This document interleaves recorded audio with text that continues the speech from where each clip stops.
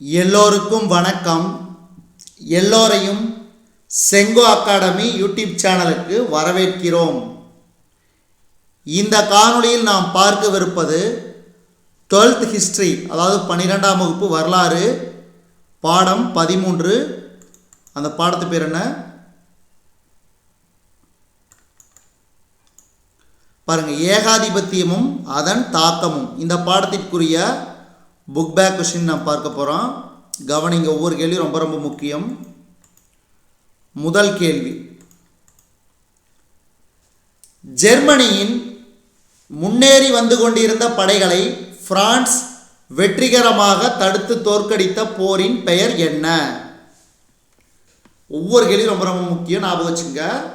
ஜெர்மனியின் முன்னேறி வந்து கொண்டிருந்த படைகளை பிரான்ஸ் வெற்றிகரமாக தடுத்து தோற்கடித்த போரின் பெயர் என்ன? மார்னே போர். மார்னே போர். அடுத்து இரண்டாவது கேள்வி, அரசின் தடையற்ற எனும் பதத்தை உருவாக்கியவர் லசைஸ் ஃபயர். கவுர்னே. கவுர்னே. அடுத்து மூன்றாவது கேள்வி, an inquiry into the nature and cause of the wealth of nations என்ற நூலை எழுதியவர் யார்? an inquiry into the nature and cause of the wealth of nations என்ற நூலை எழுதியவர் ஆடம் ஸ்மித். இது வெரி வெரி இம்பார்ட்டன்ட், கண்டிப்பாக கேட்பாங்க இந்த கேள்வி. அடுத்து, இங்கிலாந்து டேசாம் ஆண்டில் தடையற்ற வணிகக் கொள்கையை பின்பற்ற துவங்கியது? இங்கிலாந்து டேசாம் ஆண்டில் தடையற்ற வணிகக் கொள்கையை பின்பற்ற துவங்கியது. இதுக்கு சரியான விடை 1833. 1833.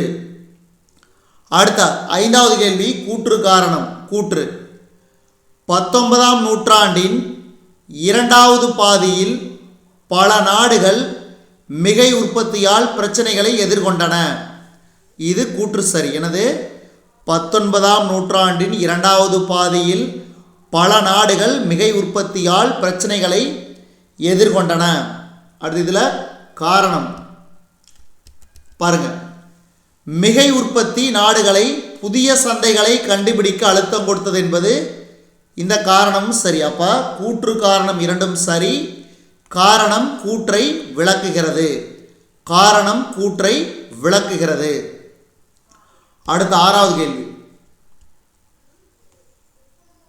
1879ஆம் ஆண்டில் டேஸ் கட்டண சட்டத்தை இயற்றியது? 1879ஆம் ஆண்டில் டேஸ் கட்டண சட்டத்தை இயற்றியது? இதுக்கு சரியான விடை ஜெர்மனி. ஜெர்மனி. அடுத்து ஏழாவது கேள்வி, டேஸுக்கு பின் சிமனோசெகி ஒப்பந்தம் கையெழுத்திடப்பட்டது? டேஸுக்கு பின் சிமனோசெகி ஒப்பந்தம் கையெழுத்திடப்பட்டது? இதுக்கு சரியான விடை சீன ஜப்பானிய போர். சீன ஜப்பானிய போர். ஆப்ஷன் இ. அடுத்து, போர்டஸ் மவுத் மன்னிக்கும் போர்ட்ஸ் மவுத். போர்ட்ஸ் மவுத் ஒப்பந்தம் ஏற்படும் பொருட்டு மத்தியஸ்தம் புரிந்த நாடு? போர்ட்ஸ் மவுத் ஒப்பந்தம் ஏற்படும் பொருட்டு மத்தியஸ்தம் புரிந்த நாடு டேஸ் ஆகும்? இதுக்கு சரியான விடை அமெரிக்க ஐக்கிய நாடு, USA. அடுத்து ஒன்பதாவது கேள்வி, எந்த நாடு 21 நிர்பந்தங்களை புதிதாக உருவாக்கப்பட்ட சீன குடியரசின் தலைவர் முன் சமர்ப்பித்தது? எந்த நாடு 21 நிர்பந்தங்களை புதிதாக உருவாக்கப்பட்ட சீன குடியரசின் தலைவர் முன் சமர்ப்பித்தது? இதுக்கு சரியான விடை ஆப்ஷன் இ, ஜப்பான். ஜப்பான். அடுத்த 10வது கேள்வி, டேஸை அடிப்படையாக கொண்டு அல்பேனியா எனும் புது நாடு உருவாக்கப்பட்டது? டேஸை அடிப்படையாக கொண்டு அல்பேனியா எனும் புது நாடு உருவாக்கப்பட்டது? இதுக்கு சரியான விடை ஆப்ஷன் இ, லண்டன் உடன்படிக்கை 19 13 லண்டன் உடன்படிக்கையை அடிப்படையாக கொண்டு அல்பேனியா எனும் புது நாடு உருவாக்கப்பட்டது. அடுத்து 11 கீழ்காண்பனவற்றுள் எந்த நாடு மைய நாடுகள் சக்தியில் அங்கம் வகிக்கவில்லை?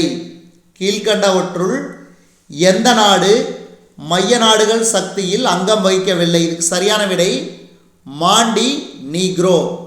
மாண்டி நீக்ரோ. அடுத்து 12வது கேள்வி.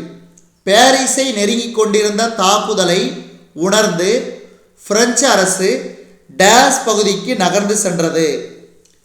பாரிஸை நெருங்கிக் கொண்டிருந்த தாக்குதலை உணர்ந்து பிரெஞ்சு அரசு டேஸ் பகுதிக்கு நகர்ந்து சென்றது. இதுக்கு சரியான விடை போர்டியாக்ஸ்.